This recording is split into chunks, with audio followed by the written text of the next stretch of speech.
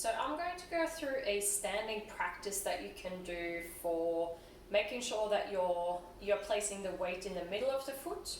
It could be for just aligning your body better with gravity so that you are not overloading certain areas and then underloading others. So this practice you can do 5 minutes a day, and it could be a little bit of body awareness and meditative type of practice.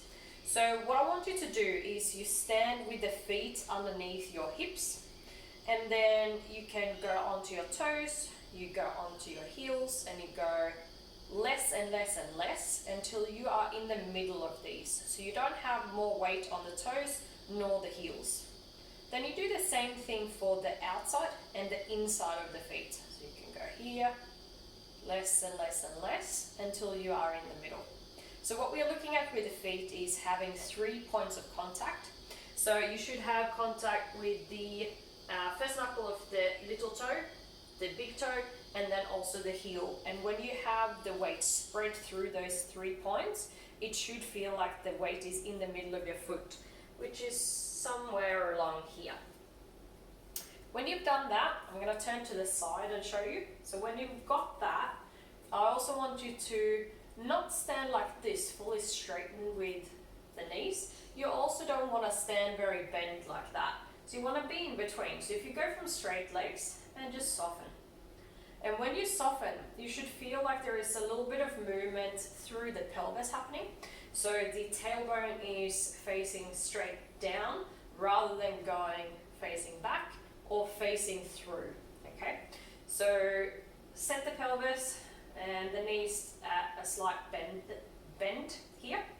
And then from here, this point over here on the back of your skull, think of that as elongating your whole spine and your whole body. So someone is pulling you up from there. So make yourself tall, and then we want to set the shoulders. So if you are just retracting the shoulders like this, your rhomboids are going to take most of that load and they will get fatigued after maybe even seconds, so you'll be slumping again. So what we are looking at doing is rather setting the shoulders in a good position compared to using the muscles to hold your shoulders back. So the way you do that is you roll one shoulder back and then the other shoulder back. And that is the position, okay? And then when you have that position set, I want you to try and relax in this position. So I want you to hold this position. And you can practice your breathing or whatever you want as you are standing here, but the posture and being more aligned with gravity, so it's not pulling you in different directions and, like I said, overloading or underloading certain areas, is what we're looking to do with this posture.